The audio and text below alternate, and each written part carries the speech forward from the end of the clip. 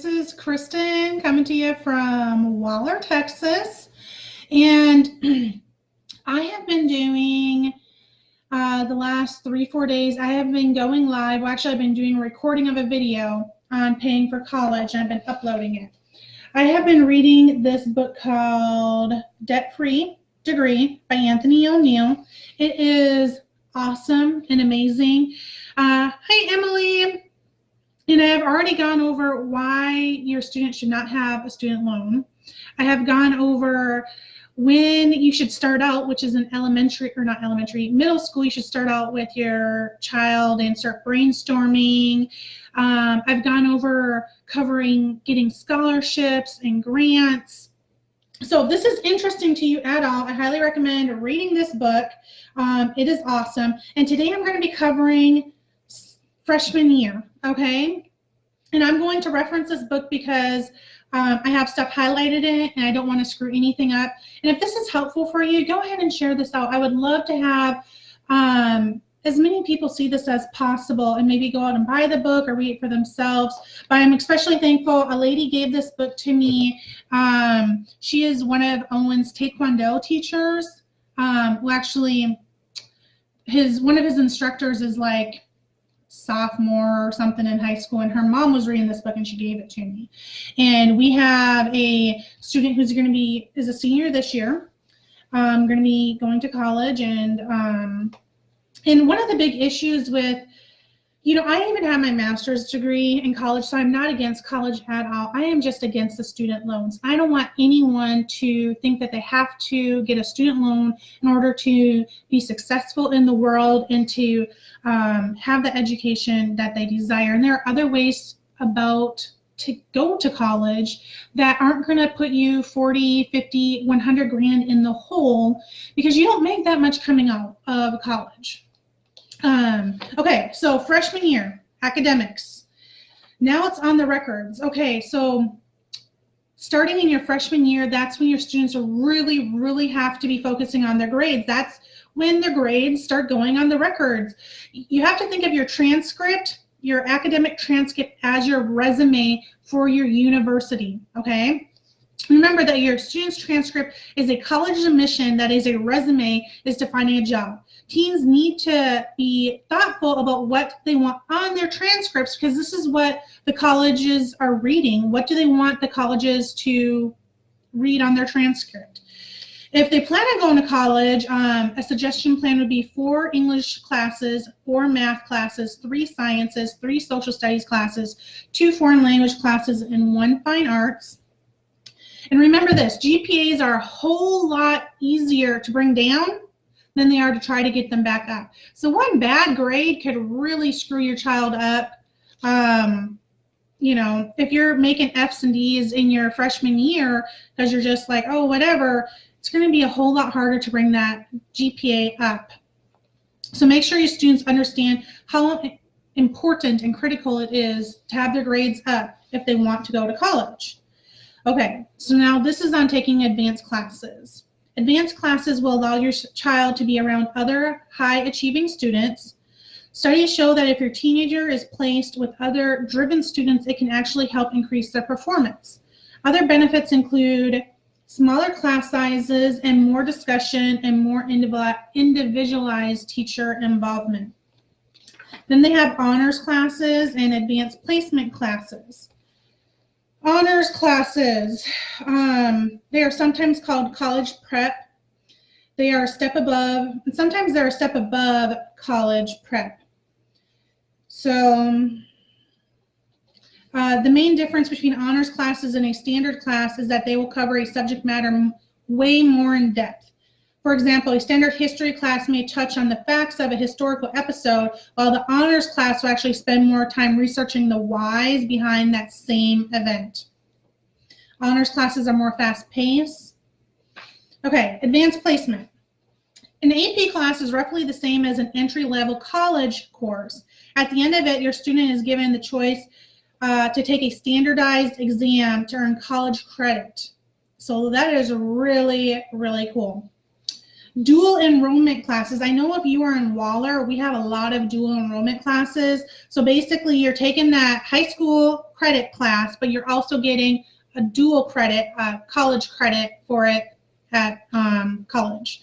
So having actual college credit on your high school transcript is going to give them a huge advantage as they begin to apply to universities, because they're already like, wow, those kids are taking those classes. We want them here. And then they're also working on a 5.0 scale when everyone else is working on a 4.0 scale. So that really helps with their, if there's a lot of times colleges have to be like, you have to be in the top 25%, the top 10%. So having those classes will really help bring your child up with their GPA and with their class ranking. Okay, so this is another thing that is really, really important. It has really nothing to do with like actual school or whatever, but remind your child about social media. Social media is a digital footprint that's forever. It doesn't go away. Even if you delete them, they exist someplace. So here's an example of one student, even though he had even deleted this, and this happened when he was 15, okay? His poor judgment as a freshman in high school hurt his reputation as a professional years later. Students need to be aware of their personal brand even in 9th grade. So yeah, you need to be thinking of your personal brand on social media. So many business owners are thinking about their personal brand because branding yourself is everything in a business, but students actually need to be making those decisions too. So there's 2 things that you need to teach your child to do before they post anything on social media, okay? Is this going to get me closer to my goal? And 2, could doing this limit my future? To put it simple, your teenager's character counts. Let's talk, okay. Okay, both college admissions and HR departments are notorious for checking out students and job candidates on social media. So I know when we're hiring people, we check out their social media account. If they're posting stuff that doesn't agree with our I want to call them bylaws, but I can't even remember the word at the moment, but if they don't agree with what we believe in, we're not even going to bring them in for an interview. So it makes sense. Social media can give you a more accurate snapshot of what someone values over a written essay or even a face-to-face interview. So really, really take that into account for your students. First, don't just assume that your teen knows how to handle social media. They need your guidance. Sit down with them and go through their existing social media accounts like Facebook, Snapchat, Instagram, Twitter, and really focus on making sure that what they're posting reflects good character. So here's just some basic ground rules if you want to implement it. Never say anything in a post that you wouldn't feel comfortable reading in front of an entire high school assembly. Never post a picture you wouldn't want displayed in your high school lobby for everyone to see. Never post about your feelings. If you're feeling angry or hurt by someone, save it for a face-to-face conversation with friends or family. Social media is not the place to air your personal issues. That can go for a lot of adults too. Okay. And then encourage your teen to invest time building relationships with their teachers. Remind your kids to treat them like real people. Ask teachers about their day. Be polite.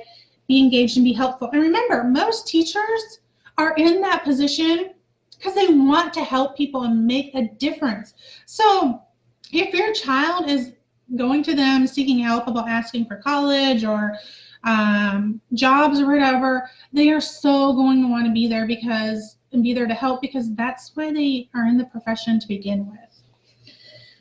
Okay, have your students share their college goals with their counselor. Track their coursework together and ask them about scholarship opportunities. I would actually recommend that your students see their guidance counselor twice a semester to stay on top of their progress. Now, how often do your kids go to the guidance counselor? I didn't go very often when I was in high school, so really encourage that. Counselors are the ones who arrange for visits from college recruiters, organize college fairs, and know the costs and requirements of many of the universities that your students actually want to attend. Then it talks about the National Honor Society. Okay, so just to recap on this, about your freshman year, focus on building a transcript that will get your student into college. Be relentless about getting good grades starting from day one. Make the most of any advanced classes offered at your high school. Consider AP and dual enrollment classes to help make your students' transcripts competitive. Hey, Morgan, how are you doing? Okay. Ask your high school what types of advanced classes they offer, the difference between them, and how the GPA is weighted. Encourage your team to get to know their teachers and ask for help before it's needed. Okay, there's 2 more. Have your student visit their guidance counselor twice a year to pre-plan and track the right classes in the right order. Let them know what colleges your teen is looking at so they can help you meet those requirements. Ask them where to look for scholarships. And then consider if the National Honor Society is right for your student. Okay, I hope that this was helpful for you. If this was helpful, I would love to know. Sorry, my debt-free degree. I am going to be doing this again tomorrow, but on my personal page. So if you want to follow me at Kristin Gunderson, that would be awesome. But yeah, I just really, this topic is near and dear to my heart because I just see so many students getting in over their head and then having to live at their parents' place to pay off their student loans. And I mean, it's just, you don't want your kid being engulfed in debt. It just really limits their choices. And we speak from experience. I just paid off my student loans like 2 years ago, and it sucks. It sucks. It sucks. It sucks. It sucks. So encourage your student to go to a school that they can actually afford. Have them be applying for scholarships. I'm good, Morgan. And if you want any more help, feel free to reach out to me if you have any questions. I would love to talk with you, help answer any questions, and guide you in the right direction. And again, if this was valuable to you, please go ahead and share this so that other people can see it. Thank you.